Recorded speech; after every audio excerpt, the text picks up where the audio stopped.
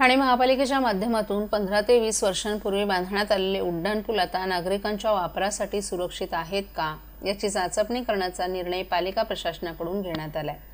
ठाणे महापालिका क्षेत्रात एकूण 26 पूल आहेत। यामध्ये MMRDA, MSRDC, सार्वजनिक बांधकाम तसंच ठाणे महापालिकेचे उड्डाण पूल आहेत। त्यापैकी महापालिकेच्या मालकीचे 8 उड्डाण पूल आहेत। कोपरीसाठीच आणि नवीन ठाणे स्टेशन असे 2 उड्डाण पूल प्रगतीपथावर आहेत।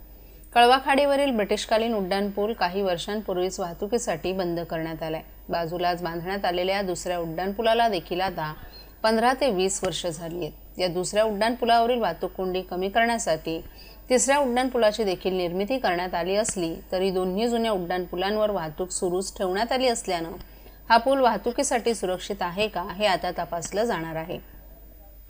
कळवाखाडी उड्डाण पुलासोबतच मुंब्र्याच्या उड्डाण पुलाचं देखील स्ट्रक्चरल ऑडिट करण्यात येणार आहे।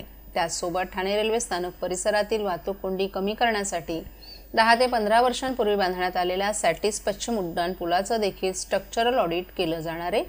यासाठी IIT या नामांकित संस्थेची मदत घेण्याचा निर्णय पालिका प्रशासनाकडून घेण्यात आलाय। शहरातील महत्त्वाच्या समजल्या जाणाऱ्या प्रकल्पांना जवळपास 15 ते 20 वर्ष झाली असल्यानं स्लॅब, पिलर्स, साऊंड बेअरिंग आणि सळ्यांची तपासणी केली जाणार आहे। IIT मुंबईच्या पथकानं तिन्ही पुलांची पाहणी केली आहे। पुढील आठवड्यात स्ट्रक्चरल ऑडिट करण्यास सुरुवात होणार आहे। दिवसा वाहतूक कोंडी होऊ नये म्हणून रात्री युद्धपातळीवर काम करण्याचा निर्णयही घेण्यात आलाय।